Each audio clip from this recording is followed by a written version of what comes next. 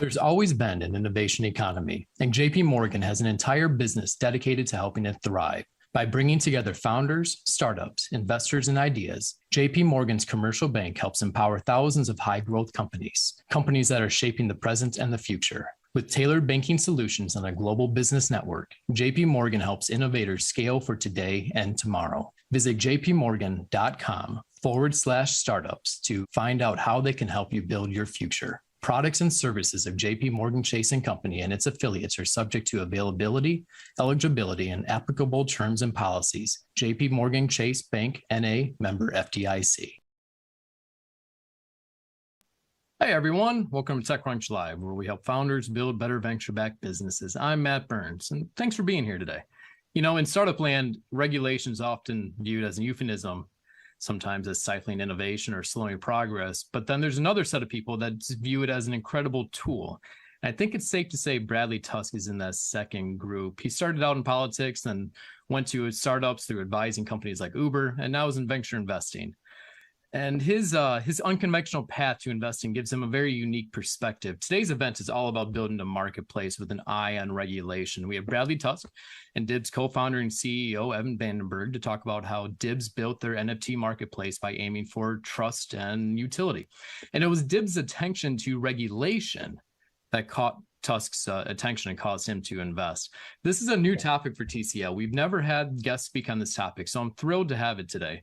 I think you're going to find Bradley and Evan will speak in frank terms. They know the NFT market and crypto is in a slump, and that's okay because Dibs' approach is novel, and there's still plenty to talk about. And then on a personal note, real quick here, Season 2 of TechCrunch Live is coming to a close. I've had a great time doing the show over the last year.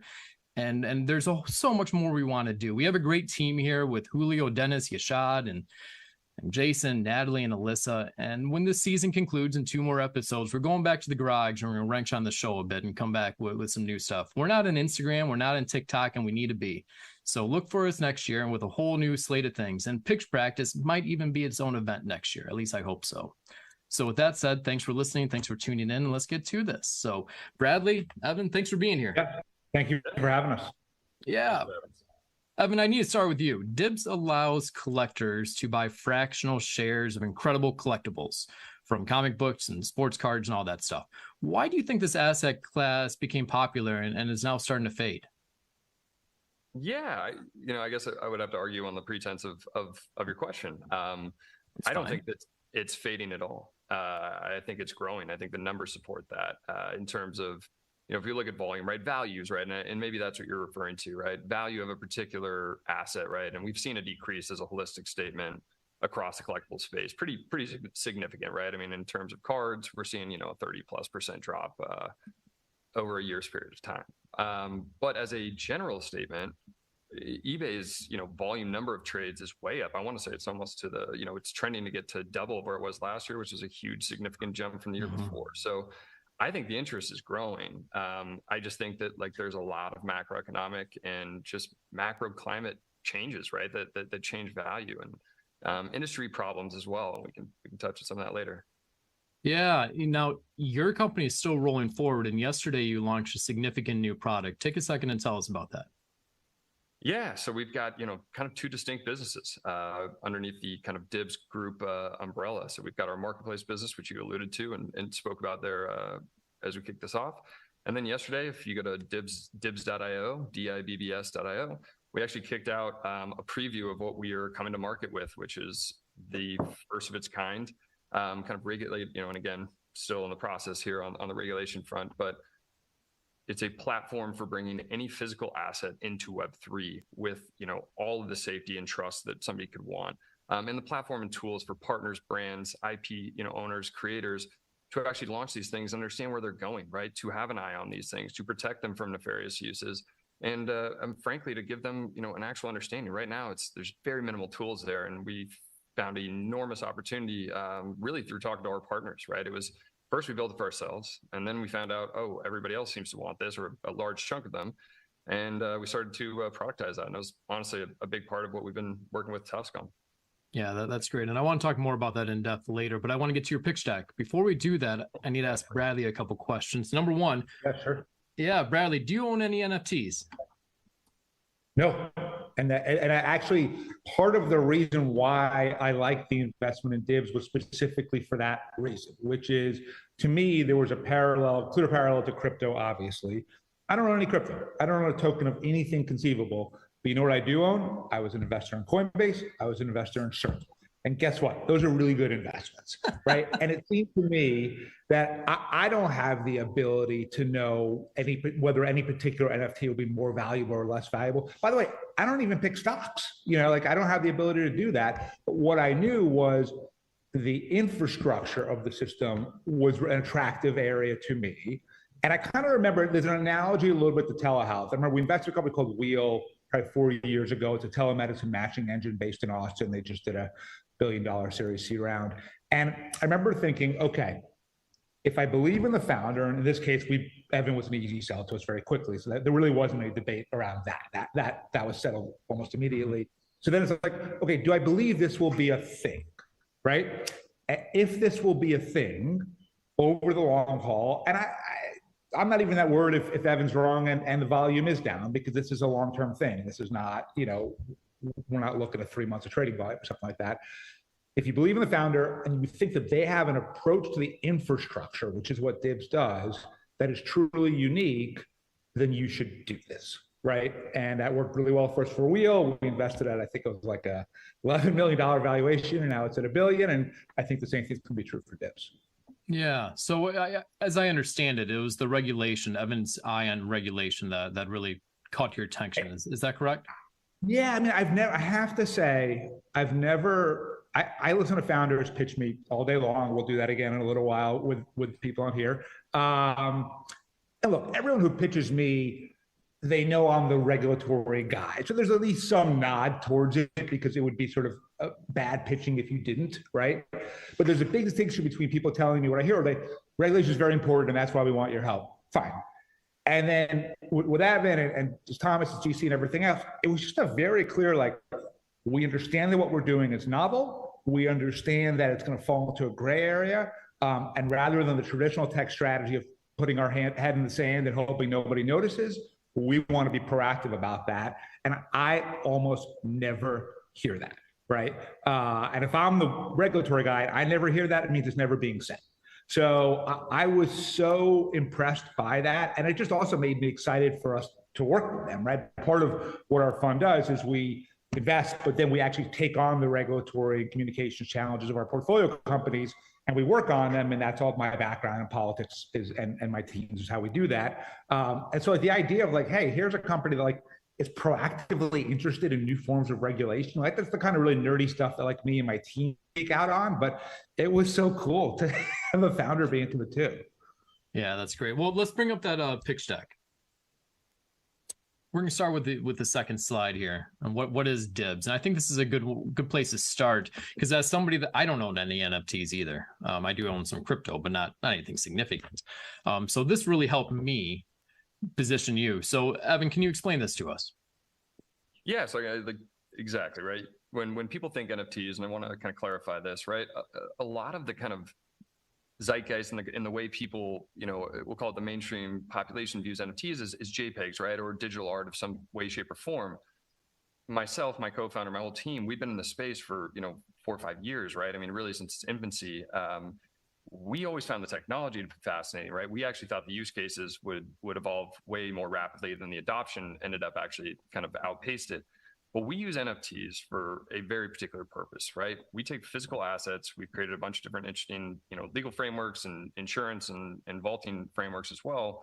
But we take those assets, we put them in a vault, we issue a token, an NFT. And that NFT is essentially a guaranteed receipt of ownership of that asset.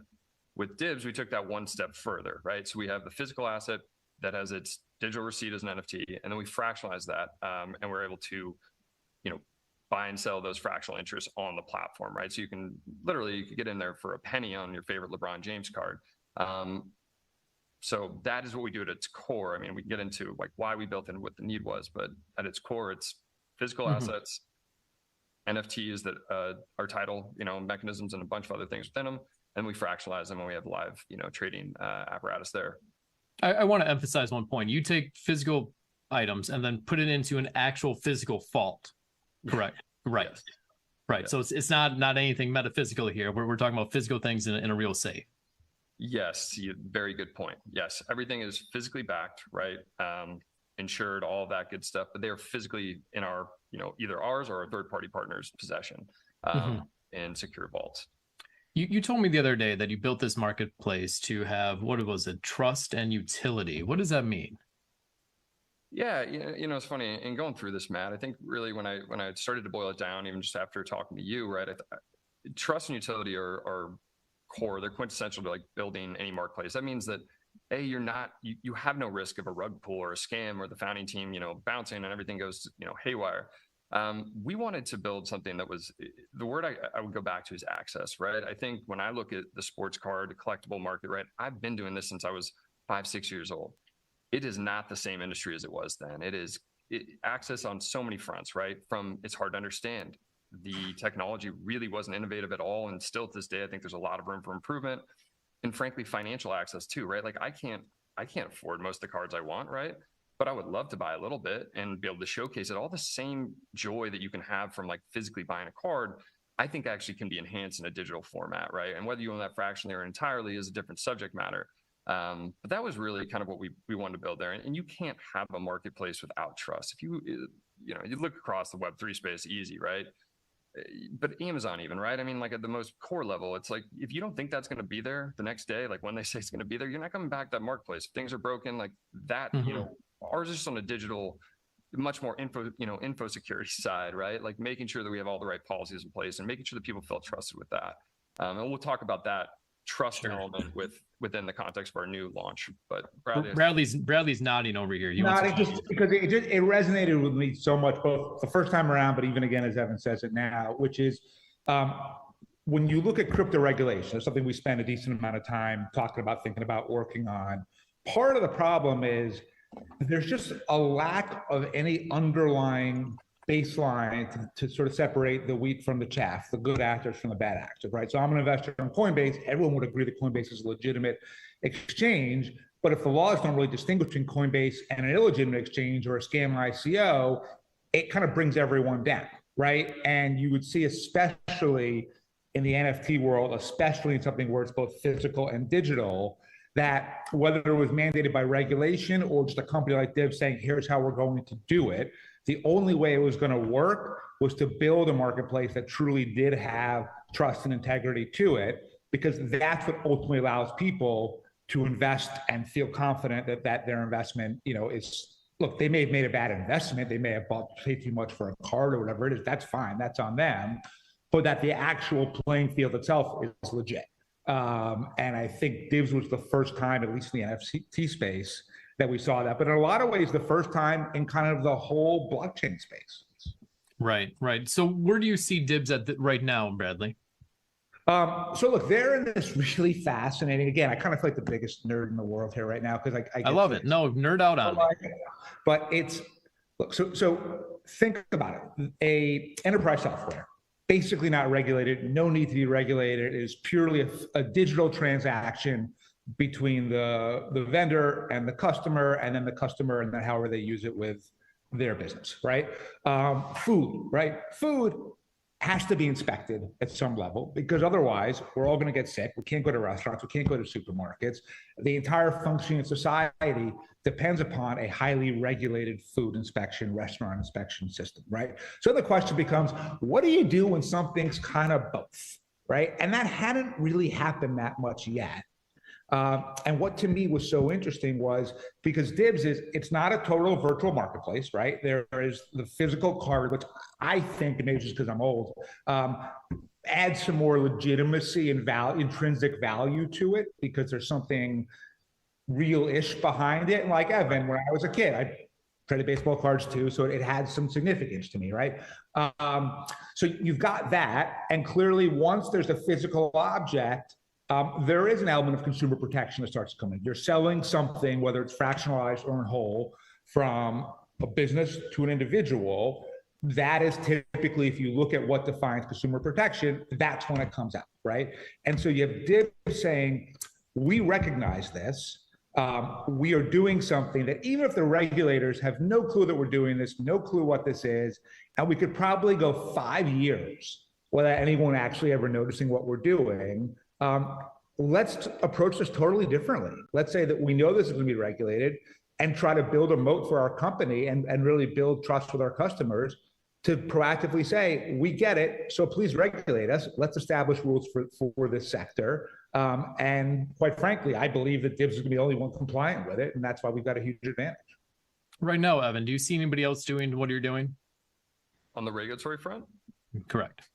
No, I don't. And I think, you know, and like Bradley said, it's not always an easy decision to make, right? It's not like it's the cheapest. It's not the simplest. It takes time and effort. I think we just care immensely deeply about what we're doing. We obviously love our business, but we see a huge problem here, right? I mean, you've seen it, right? We're talking about 25 billion of NFT trading. Like, the volumes are dropping. People are losing faith in this stuff. You start adding physical to that, you add a whole nother dimension of fraud and other, you know, consumer protection issues. What we want to do is provide a semblance of legitimacy, right? And not just for us, right? This is not like everything's going to come through, you know, be launched by Dibs. Absolutely not. We're here to support partners, right? Like, we want to bring the big collectible, you know, businesses, the big collectors, you know, different form factors like ticketing. There's all sorts of stuff that we want to bring to space. But you as an end consumer, you need to know that whoever's holding that thing for you, right? When you want to redeem that you are taken care of, right? That is not being, and if you're a brand, that's not being transacted in North Korea funding something that you don't want it to be funding, right? These brands are worth more to them than the individual items, not even close, right? I mean, they're quintessential. But for us, we want to protect our consumers and our partners, right? And like, at the end of the day, like, to do that effectively, that requires some level of regulation, right? I can tell you I'm doing all these things, but like, now let me show you, like, I'm getting audited, right? I have third-party things. I have so many requirements, and yeah, it's not easy, but like, I think it's not just like innovative. I think it's just required, frankly, as we go forward. And I think, you know, we do have a distinct advantage on that front. We've been, you know, we partner with these guys, and yeah, they've helped us along the way, like finding the right way to think about regulation, who to regulate with, right? Like, to do all these things, so you align yourself with the right partners, and you end up with a really strategic advantage in many respects.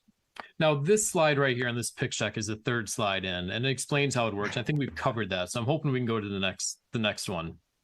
Julio, bring that up. Here's the market size, and I think this is interesting. When was this pitch deck made? I think I probably made this in this slide in particular, like 2020. And it's 2022 now. So what's right and what's wrong on here? Everything's a lot bigger now. I didn't see the growth of all these industries. I think most notably, right, if you look at this list, NFTs, I mean, we just talked about the numbers. This was us projecting, right? This is end of 2020, right? We hadn't launched until 2021. We raised our Series A right after launch. We were projecting, you know, 2 to 3 billion. And that's me as like a, you know, somebody who believes heavily in that space. It ended up 10xing our expectations, right? And I think anytime you see that, it's interesting, right? And I think that speaks to a larger discussion. But like, these NFTs, there are serious advantages, right? You get global distribution. You can interact with different communities. You can actually partake in these things that once physically, right, you'd have to fly. Like, I was just in Atlantic City for the National Card Convention. Now that's on my phone, right? I can go be in a Discord chat with all these people. I can trade on 50, I don't know how many marketplaces are on every blockchain now, but let's just call it 1,000. And I think that's probably, you know, being pretty lowball there. So I think, look, at the end of the day, like, what's interesting here is all these numbers are off, and they're off in probably the right direction for an investor. You probably see always inflated numbers. I think for us, we thought we were inflating the numbers, and then the world has, you know, outperformed us. So that's been interesting. And look, I think even though in 20, and by the way, we do our own TAM analysis, but sometimes a lot of it's pretty random, especially in this. I hear that a lot. But I would say we know the metaverse is coming. It might be good, it might be bad. I've spent some time trying to influence regulators as to how to think about it so that it is good and not bad. But if it's coming, then fundamentally what Evan's building is the tip of the spear, right? And NFTs may do really well, they may not, but it doesn't really matter, because once the metaverse is here and more applications are built on the blockchain, there's going to be so many more use cases for what Dibs does, like tickets was something Evan mentioned. I think that makes total sense. So it was kind of like, yeah, these are numbers you would believe, because everything they're doing can be applied to so many different items across Web3. Now, did you just change your? Are you still bullish on the metaverse? You've been pretty loudly talking about metaverse for about a year now, and now you're kind of saying if it appears. No, no. I'm very clear that it will appear. Here's my, maybe it's going off topic for a second, but like, no, it's fine. Here's my dystopian fear, right? Which is it's gonna happen, right? You can bet everything that it's gonna happen. But who's driving it right now? Meta, they've literally changed their name. Apple, Microsoft, other companies like that, they are spending tens of billions of dollars, which is why you know it's going to happen. But at the same time, what do they want to do with it? They want to sell you more stuff, right? That's the only reason that they're doing this, which means they're going to create universes that are really, really, really hard to leave. We're going to have these walled gardens everywhere. And like, think about how annoying it is, like when you can't remember your Hulu password and you got to reset it all the time. Imagine that if you were trying to go from one metaverse to another, you have to rebuild your avatar every single time because your Facebook one doesn't work with your Apple one, which doesn't work with your Microsoft one. So my concern is not that the metaverse won't exist, it's that the interoperability that I think would make it useful for consumers is never going to happen unless the government forces it to happen. And look, not only if people want to look, if I wrote a 20-page memo that you're referencing in January about how to regulate the metaverse, and you go to bradleytusk.com, you can find it on there somewhere. But I then called, like, I know a lot of politicians, right? I called a lot of politicians and said, hey, you should jump on this. It'll get you tons of press. Not even like because it's the right thing to do, but just like it'll benefit you in the ways that you like to be benefited, which is attention. And like, I still couldn't do it, right? Like I got Booker, we did a couple of meetings at least, but like, that was it. I am very worried that we're not going to do anything proactive to regulate the metaverse. And when we think about the ills of social media now, you know, we're going to see that times 10. So I want to circle back to what you said in the middle there, that the ability to use your avatar across platforms will not happen unless the government makes it happen. Is that what you said? Look, you could see some platforms making a business decision to say, we will align and we will have sort of a common app, a common platform, whatever it is, a common avatar, because we think it will get us more customers that way. But I really do think that just in the same way that like, you can't, you know, in the days when cable existed, you know, you could order the fight online, but you couldn't cancel your subscription online, right? Like it's right. Become the same thing, which is the big players are going to make it virtually impossible to get out of it. It's going to become so sticky and such a pain in the ass that effectively we're just going to get stuck in these little ecosystems of people trying to sell us stuff all the time. And the beauty and the potential of the metaverse is to experience the world in ways in other people and everything that it has to offer, right? That's what's cool about it. Not that I could like buy something even faster on Amazon right now. And so just to me, the underlying like great potential of the metaverse really gets limited if we're leaving in the hands of a couple of companies who, by the way, fail us already over and over again. I mean, we can name names and just say Facebook, Mark Zuckerberg straight up. For sure. Without he's the number one offender by far. And I will say, as you know, as a parent of a teenage daughter, I have a particular animus towards Instagram because a lot of the bad stuff you read about is totally true. Right. Yeah. And so look, I'm maybe I'm a little biased because of that, but yeah, I mean, look, Zuckerberg has made it very clear. His goal is to make as much money as he can. He's exceptionally good at it, but he does not care about the societal cost of anything that he does. And I think that he is taking the lead on the metaverse. And if we fail to see that and act on it, we're really going to regret it. But keep in mind, and this is now going to get way too technical for you guys, but like we live in a world where Section 230 still exists, which protects the platforms from any kind of liability from content posted by the users in the first place. We live in a world where there's no privacy framework for this country, right? So Europe has the GDPR, California has the CCPA, but the United States, nothing. We live in a world where our antitrust laws are so weak that as Facebook acquires Instagram and WhatsApp and everything else, Oculus, there's nothing that the FTC can do about it, right? So like we live in a world where the regulations we needed a decade ago are still not in place. And then we're going to enter a world that is 10 times faster and more complicated in like the next 5 years. Yeah. Yeah. I mean, Evan, go ahead. I'm sorry. I was gonna piggyback off that. Like, Bradley sees this from like a very different perspective, right? And like a higher level view than than myself for sure. And I think most people can see it at, and I love that. I think the one thing that you probably can see here too is like when we say regulation, we're not talking about like making this shitty, right? Like that's not the goal. Like we're doing this to like make this not happen what happened in Web 2, right? Like we're trying to do all that. And you brought up a point too, Bradley, on the interoperability side, right? And I think this is like, you already seen it with like with anything mobile, right? You have to conform to exactly what Apple wants you to do or exactly what Google wants you to do, right? And I think that's what Bradley's kind of like, you extrapolate that out to this whole metaverse concept, and very quickly, like you could end up in a similar situation. I don't think it's going to happen. I think we're going to have to make some regulatory choices there. And to even tie it back to like our own business, right? Like when we're talking about, what we're doing with our Dibbs Trust kind of platform, we want to like, I have vested interest in like the ecosystem starting to, even from a software level, like file formats, things that can be utilized across, this idea of like, hey, this sword can be used in 6 different games. It's kind of BS because everybody uses different formats and different aesthetics. I think there is some standardization at a lower level that can happen that could really, really make things interesting, right? Where like, yeah, this thing actually does work everywhere I want it to, or at least in a lot of the places I want it to. And I think that's one of the things we really think about from a technical, both a technical and kind of a graphical level, right? Because a big piece of this is the graphical piece. But we want to have that infrastructure, right? So that we can actually provide to wherever this ends up being, right? We're not competing with Meta, making a world, kind of world massive multiplayer online game, right? Like that is something somebody else is going to do, but we want to be able to facilitate these items, get them in there, and it requires some of these things, right? And I think, so those are the 2 kind of bullet points, but Bradley really kind of like, touched on a lot of it. Yeah, now we've spent 27 minutes saying how cool regulation is. I'm hoping we can we can tell startup founders, where do you start if you're building a marketplace? What's step 1 for building for a regulatory marketplace? Bradley, step 1 or Evan? Yeah, I was like, if you want me to start, I mean, yeah, hey, please.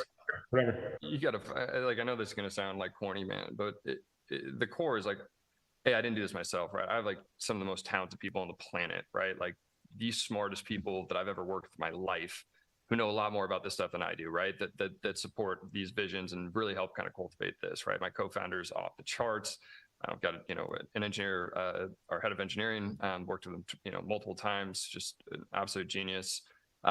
So from that standpoint, that's the first step. The second step is, you got to find something that actually needs to be solved, right? And this comes just like kind of logical business sense, right? It's, you see people launching out marketplaces, certainly in Web3, it's like, okay, what has been the gimmick, right? It's like, how can I like issue a coin and pay people for trading, right? That seems to be it. Or have no fees. It's like, that's not sustainable on either front, right? So you have to like really think about, if I'm going to build something, can I 10x, and 10x maybe is even an exaggeration. Can I significantly improve this user experience? Can I actually give people something they're not getting from, X, Y, or Z competitor? Mm-hmm. And can I do something that like actually is of value, right? And I think if you don't ask yourself that question and you just think that, hey, I can capture market share by doing something similar to somebody else, yeah, maybe you are. Maybe you're lucky and maybe that works. But so like for me, if you're a startup founder, you better have something very, very different in mind and really have a clear value proposition when you compare that. So I think that's step 1. Yeah. And Matt, if it's okay, if I could take a step back even. Sure. To me, because I feel like I have this conversation both with founders all the time, with my students on my podcast, which is, if you are creating a startup in a regulated industry, quite frankly, whether it's a marketplace or anything else, there's a handful of questions that you really have to take the time to research and answer and understand before you plow forward. So the first thing is, what are the laws on the books, right? It may be that your thing is completely illegal, allowed, even if they didn't envision the way you want it, or somewhere gray. So for example, Bird, when we launched Bird, in most markets, we didn't ask for permission to come in because it wasn't illegal, right? We tried to be nice about it, but then like in both the state of Illinois and New York, electric scooters were banned, and we had to pass legislation in Springfield and in Albany overturning that. We did, and then the scooters came in. So the first thing is, what's allowed, because you may have a huge problem, you may have no problem, or maybe most likely somewhere in the middle. Number 2, who are you going to be fighting with politically, right? Are you disrupting an entrenched interest? And if so, what's their relative political power in that particular jurisdiction that you want to launch in? Or is it a white space, like what Evan's doing, where no one's ever done this stuff before. So the good news is you don't have pushback from the taxis, the casinos, the hotels, whatever it is. The bad news is nobody's any idea what to do, right? It's just like a total wide open thing. Now, occasionally you get a company like Dibs that's like, hey, let's tackle this, and it's really fun. But oftentimes it's more that you're operating just in the ether, right? So who are you pissing off is number two. Number three, what relative strengths do you have to bring to the fight, right? Like, so for example, with Uber, the way that we beat taxi in every single market is we were able to marshal our customers and have them directly reach out to their city council member, their state rep, their state senator, the mayor, whoever it was, and say, don't take this thing away from me. And because a couple of million people engaged in that over a period of a couple of years, we won everywhere, right? That's a resource. But you might not have customers that are willing to go to bat for you, or you might not have, some type of major societal improvement that you could then get policy groups to back you, or whatever else it is. So what are your strengths? And then most importantly, if you're thinking, regulators are appointed by elected officials.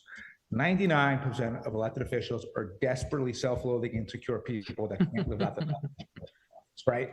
And 100% of elected officials make every decision solely based on the next election and nothing else. And just for the listeners, I've worked in city government, state government, federal government, executive branch, legislative branch. I have really seen this thing from, I think, pretty much every conceivable angle.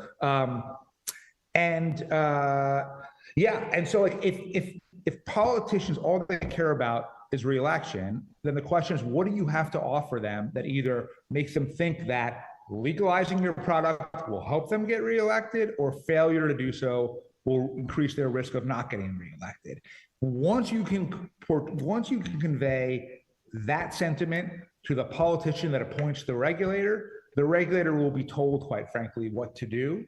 But you have to be able to understand how it's not that your startup is so great because you think it's so great, or even how you're pitching it to VCs like me. Why would a politician who has a very different set of concerns than you do, why would they think it's so great, right? And I just think if you're willing to think through all of this stuff and actually answer it out, you can A, have a better regulatory strategy going forward, and B, you just probably avoid a lot of pain. And so, look, whether it's my portfolio companies or just startups in general, highly recommend that you take the time to think about some of this stuff. Yeah, absolutely. And Evan, go ahead. I was going to say the other just two points. Bradley knows this about us. A, find good lawyers early. Man, you can make such bad decisions. And I'm not saying go to the most expensive, biggest shop in town. That's actually, I would recommend against that. But, we were fortunate enough and, to find Thompson Rich early on, right before we even started the company. And we were pointed in a direction that, like, frankly, I didn't come up with, right? But we knew that these guys were smart, right? We knew they were creative and really good lawyers. And then, not to just like plug Bradley, but then you find people like Bradley and Jordan and their team, right? And all of a sudden you have like this very big war chest of minds, right? And like how to approach this, how to like solve these problems. But look, for the people watching, I cannot emphasize enough, finding good lawyers early is an important thing. It sucks. It's expensive. It is worth it. And I know people are going to hate me for that, like, for plugging lawyers. It makes a world of difference. But anyways, Matt, I know you're going to say something else, so want to get back to that. Well, I was going to recap what you said because I think it's really interesting. Number one, you said hire geniuses. Number two, have something special. Number three, get good lawyers. And I really think unironically that is extremely good advice. You have to have the best people. You have to have something special, and you have to have the best advice. And Evan, both because he's not narcissistic and because it would be weird, didn't mention this, but you have to have a founder and a founder that like can see all of this, understand all of this, drive all of this, know that look, the lawyers are a really good example. The best lawyers are the ones that figure out how to get to yes on whatever it is you ask them to do. A bad lawyer does what's very easy, just says, no, you can't do it, right? You can come over and say no to absolutely anything. So what, right? And there may be things that just like, yeah, you can't burn down someone's building or whatever it is. But if it's like, more around this is a gray regulatory area, help me figure out how to get to yes. And I think one of the wisdom that you need a founder to have, and we're confident that Evan has it, is kind of to know when to listen to the lawyers and quite frankly, when to not listen to them, right? Or when to push them a lot harder and say, guys, you're giving me a lazy answer. This is what I want to accomplish. Figure out a legal way for me to do it. Yeah, and if I can push back a little bit there, Bradley, I'm pretty sure you guys burned down a whole lot of towns at Uber, burned down the taxi. Oh yeah, for sure. I meant in this case, literally. Yeah. Okay. We can't commit ourselves. All right. Well, guys, this has been fantastic. I can keep on talking to you, but we have a time limit here, and I have to bring on some startups. So we do this thing every week where we bring startups on live and they pitch to our audience. And the purpose is to reinforce the thought that you have to practice your pitch. And Bradley listens to people all day long, and Evan pitches people all day long. Maybe less so now, but at one point you did. So I'm pretty excited to have these guests on today. I'm stalling because I don't have the people pulled up yet. Here we are. All right. Great. So we're going to switch gears here. We're going to bring some guests on, and these guests are going to pitch to the three of us and everyone listening their startup. They were told today that they were selected, so they haven't had a lot of time to prepare. They have 2 minutes to pitch, and then they're going to get 4 minutes of feedback. So the first company we're going to bring on is called Derma. Are you there? There we are. Hello. How you doing? How's it going? Yes, we can. Great. Well, you have 2 minutes to present your startup, and starts now. Hello, my name is Takashi, and I'm the founder of Derma Light Therapy. We built the best light therapy devices in the world, from masks for the face to panels for the entire body. We've won numerous beauty awards and just signed deals with TJ Maxx and Best Buy Canada. We've done over 200,000 in sales in the last 6 months and are on a rocket ship, growing rapidly online, on Amazon, and in dermatology offices across the country. Our best-selling product is the Derma Pro, that offers 115 LEDs in 7 different colors to help improve collagen production and helps reduce wrinkles, acne, and hyperpigmentation. We also offer panels that provide both red and infrared light to help improve skin complexion, reduce pain and inflammation, and improve overall longevity. Let me explain the science behind our technology. The wavelengths in light photoactivate the mitochondria in our cells to produce more cellular energy in the form of adenosine triphosphate, or ATP. When skin cells have more energy, it heals and repairs the damaged cells and restores a more youthful appearance through enhanced collagen production. I was inspired to create Derma after experiencing the benefits of light therapy myself. I grew up with terrible acne and terrible eczema, and light therapy really changed my life and by helping me heal quickly and maintain healthy skin. I'm on a mission to bring these health benefits into the mainstream, and my goal is to manifest the largest light therapy company in the world. We're seeking partners and investors with retail connections who can get us inside the Sephoras, the Ultas, the Walmarts, and Targets of the world, and help increase brand awareness on a global scale. Currently, we're a hardware company, but in the future, we'll add cameras inside our devices that collect skin and health data, and then we can make all kinds of recommendations based on the analytics, making us a hardware software company. That's where we get super excited for the future. Thank you for listening. And that was great. And my producer has a good point here that your energy matches your hat. So I appreciate that. All right. So let's get some feedback on your pitch. Bradley, can we start with you? Yeah, sure. First of all, really good job. I think the number one thing that I noticed is I was writing questions of like, well, why'd you say this? Why'd you say that? And you actually got there over the course of it. But I think that when you're going to start something like this, you've got to just explain pretty simply, what is light therapy? Why does it matter? Why would people want to buy this? What's the market? Because, you know, VCs like me, we're getting pitched on a million different products all day. And sometimes we know that space well, but sometimes we don't. And all I'm thinking about, keep in mind, and this is true for everyone who's about to pitch us, only thing I'm thinking about is, can this company get to $100 million in revenue in the next 4 to 7 years, right? If you can, that means there's an early stage investment for me. It probably makes a lot of sense. If you can't, it doesn't. You've got to make me believe that you can get there. And I think what I heard from your pitch is interesting product, you has some science behind it, it has some good retail partners, but does that necessarily mean it's a venture-backed scalable product that could ultimately be worth billions of dollars? Maybe, but if it is, I didn't hear that in the pitch. That's great. Evan? Yeah, so look, hey, first off, love the hat. The energy was great, and you got through a lot in 2 minutes, man. You're like the opposite of me. I feel like I'm like the guy who takes 58 minutes to like get to the point. So No, I really want to congratulate you on the success as well. My questions were, and if you touched on this, I was trying to take some notes, and so not very good at multi-threading. The technology, right? The applications, like to me, right? You know, I've done a lot of research on different product SKUs, like the skincare stuff.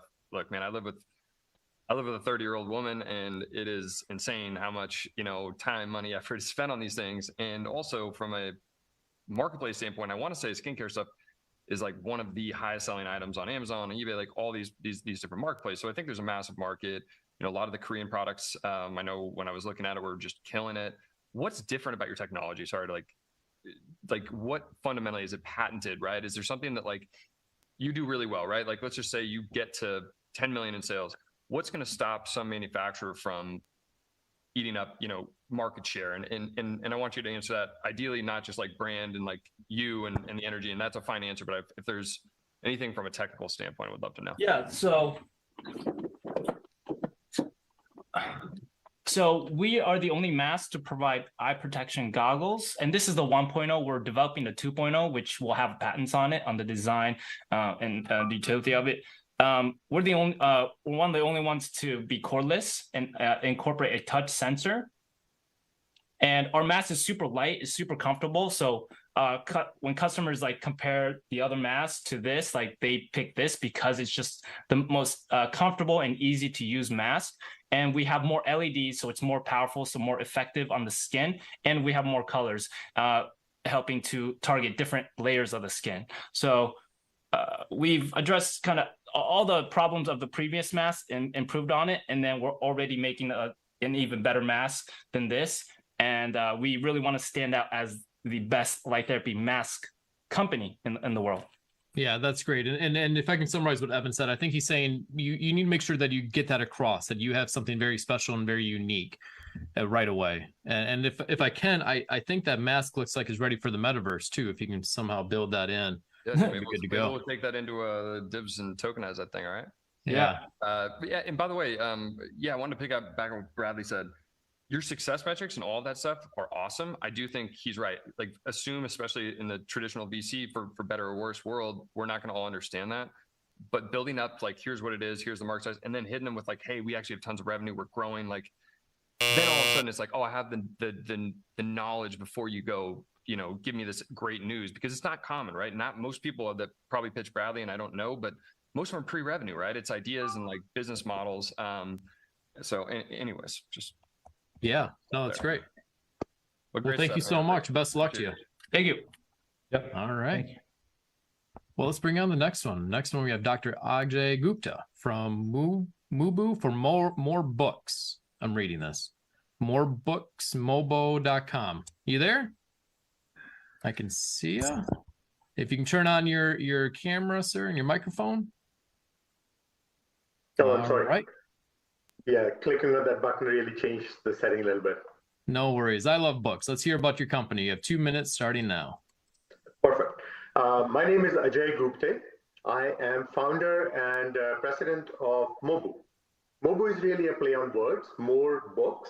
So we are in the business of really helping children improve their reading skills. Parents in the audience, if I were to ask you, what were the last 2 books or 3 books that your child read? Or if I were to ask you, are these the perfect books for them at their level? Or if I were to ask you, do you know if they struggled with the book or was it too easy for them? Both sides are really cliffs, their problem with reading. Most parents can really answer that question. We have developed technology over the last 23 years by working with educators, universities, and professors in our B2B segment, where we have cultivated data that can assist us with this aspect of it. Our products in that side, the data side, is being used at major institutions. They're being used by Ivy League colleges as well as top 20 universities around the country. We are addressing a market of about 65 billion TAM per year, where 700 million moms across the world are looking at spending approximately $100 to address their children's reading. We want to really reduce those costs and bring forward much more simpler information for them to really do the job of reading and really elevate the reading skills for all their children. Our apps are today available in Google as well as App Store. We have done initial market testing, A/B testing, through which we discovered that 94% of our moms are willing to tell their friends and family about us. 90% of them are actually seeing improvements in their children's reading. And they're looking at really more books to be available in it. So we are looking for investment to really add 1 million users in approximately 2 years based on what our CACs have been so far, and potentially 30 to 40,000 books through indie authors through another program that we have going in the company. Thank you. Very interesting. Evan, let's start with you for some feedback. Yeah. So again, and this may just be how I think, but so what does it do, right? From a technology standpoint, like how does it actually help a child learn how to read better?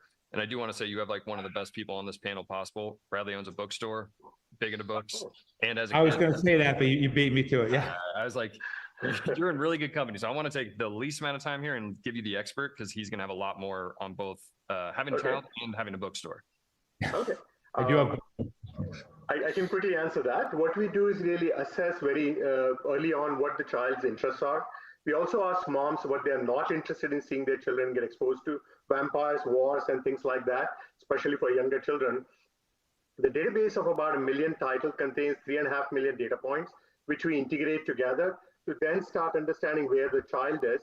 And then through an internal testing tool, we baseline where the child's skills are, because actually across national boundaries, what they can read and where they can read actually vary. If you go to different parts of the world, entirely different reading skills are there. So it's very important to baseline away from just their grades and then really develop from there, and then evolve our engine so that we can start recommending books. And then finally do the final check off and give them free books for cases where cost is an issue. And then where cost is not an issue, bring them books or make them available through various channels, if that helps. Yeah. Bradley? Yeah, great. Yeah, so obviously, as Evan said, I am a book lover, so I'm glad that you guys are doing this.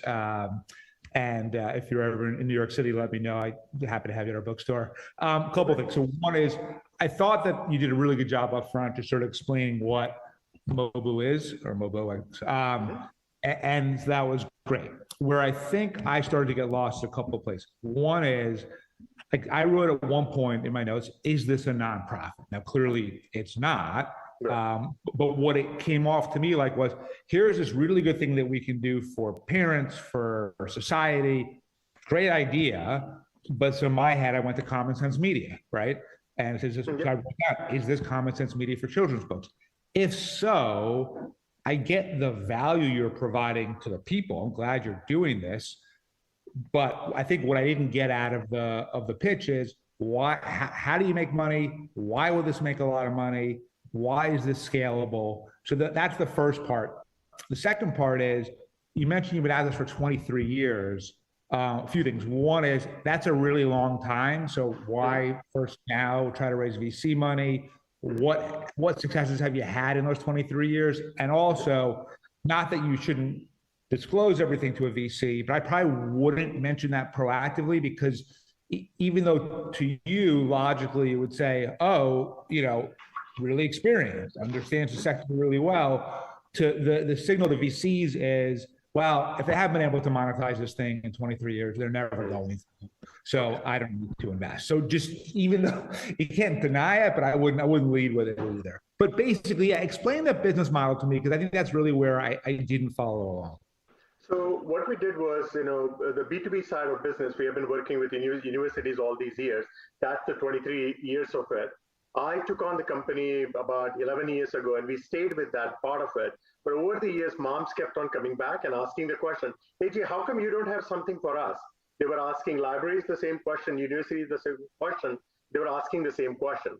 So we built this product based on the data that we have been using for all our products so far. And turns out that if you add additional facets to it, and the product is really only about a year and a half older, but the data that we brought into it is really cultivated over the years.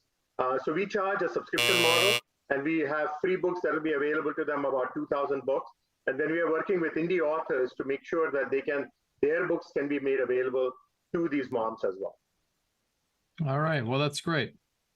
We got to move on. I definitely appreciate you being on here and solving this. I have 2 teenagers, and And it is, I have one great reader and one that's not a reader. So Me too. Yeah. it's a challenge. Hey, thank you so much. I appreciate it. Thank you. Thank you, sir. All right. Well, let's bring on the last one. We have the last company coming on. It's Energy Shift. Are you there? Yes, can you hear me? Yes, absolutely. Nice to see you. Nice to meet you and thank you for the opportunity. All right. Well, you have 2 minutes to pitch your company starting now. Did you know that 78% of European greenhouse gas emissions are caused by the energy sector alone? This makes it the highest polluting sector of them all and the one where we can make a huge impact in. In addition to the pollution created by the production of energy, there's also lack of participation from citizens in tackling climate change and global warming, as currently citizens cannot easily invest in renewable energy and make money from it. And the United Nations and the EU mentioned that there is also lack of funding to meet the 2030 targets that we set. To solve all of those problems, we started Energy Shift. Energy Shift is a web-based, blockchain-powered platform that enables citizens to jointly invest in and co-own solar farms, thus democratizing the energy sector and enabling citizens to actively participate in the energy transition to renewables. Basically, you can invest in renewable energy, you can do good for the environment, and you can make money in the same time. Currently, we have more than 1,500 EU citizens who registered on our platform and made soft commitments to invest millions of euros in solar energy projects. We have a total investment potential of more than $20 million. We also won several international awards, such as the EU Sustainable Energy Award, awarded by the European Commission. And this year, I was also featured as a Forbes 30 Under 30 for Europe. Our team has more than 50 years of energy and tech sector experience combined. And to sum up, I would like to invite all of you to help us make the energy transition to renewables, because shift happens. Thank you. Nice. I always like a good pun. That's a good way to end a pitch. Yes, How do I say how do we say your name? Is it Philip? It's Philip, yes. All right. Well, thanks for that. Bradley, let's start with you this time. Sure. Yeah, Philip, good job. I really liked how you started with a question. It's a really great way to engage the listener. So I thought that was really good. However, after the question, in terms of a pitch, it took you too long to get to what the actual business is, right? I think you can assume that anyone that you're pitching is aware of climate change already. And I think, sure, we know it's a problem. Everybody wants to solve it. But specifically, it's, should I give you money so that you can help solve it in a way that makes me money? Right. And I think, you got to get to that faster. So that's number one. Number two is, and this is actually for all three companies, I sort of hit the same question, which is, how do you make money? Right? What's the business model? And I think you must know that there's kind of some concern in the VC space around renewables, because there have been a lot of false starts by clean tech funds, stuff like that. So why is this not going to fall into that same bucket? Immediately I come up with concerns just based on history. I think you have to anticipate some of those concerns and be able to combat it. And then the third thing is, the co-investing solar farms is a really interesting idea. What would help a lot is if you had comps from other sectors to say, like, look, people like doing this stuff. And it could be in any sector at all, right? But to show this is a human behavior that already exists, we're just going to bring it to this new area. That starts to get really interesting, but I need the validation of seeing that it already exists and works from other sectors. That's good. Evan. Thank you for the feedback. Sure. Yeah, I keep just wanting to ask questions. I realize this is actually more for feedback, but That's okay. Yeah, I mean, I guess I will start with the question because I think it's it's an interesting concept. So look, my background actually educationally, renewable energy is biological resource engineering. My father works in solar. I know the space okay. What I understand is it's long-term, like 30-year horizons, right, on these investments, and it's reasonably low margins, right? And so what I'm wondering is, as a young investor that's I'm just assuming, right, that is really climate focused, how am I transacting this? Do I have to hold it for 30 years? Is it liquid? Is that where the blockchain comes in? And then the second piece kind of leads into it.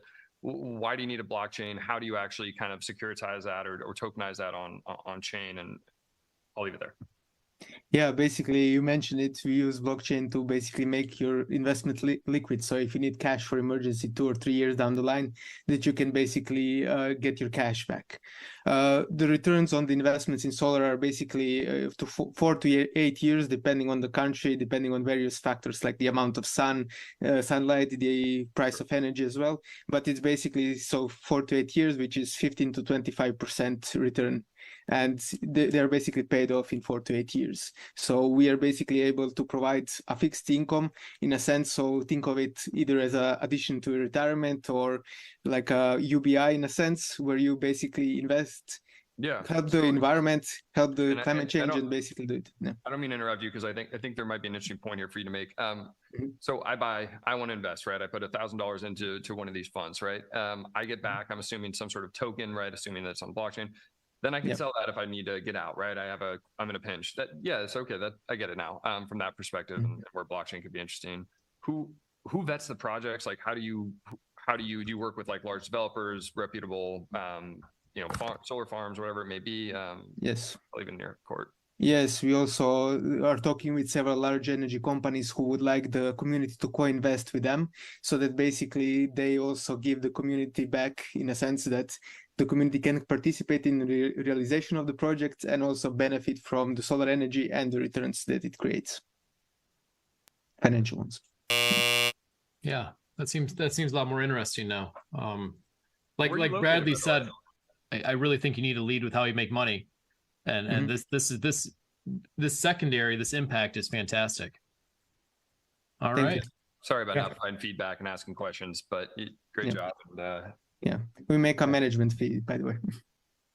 Got it. Okay. Like to Bradley's point, like that would be the thing. And like everyone today, it's interesting because like everyone kind of tries to sell you on like this mission and kind of this bigger thing, but at the end of the day, right, it's a business, and like how does that business operate, right? So I do see that common thread. But good job. Thanks. Thank you for That's great. Well, Philip, thanks for joining us, and Bradley and Evan, thanks for joining me today. This has been a great episode. Yeah, I really enjoyed it. So please, if I think let's go back to what Evan said. Number 1, hire geniuses. Number 2, have something special. And number 3, find lawyers early. And I think that's great advice. So until next week we have Jesse Draper from Hologen on and Natalie Gorman from Babylist. So we'll see you guys then. Thanks so much. See you next time. Got good guess. Thank you.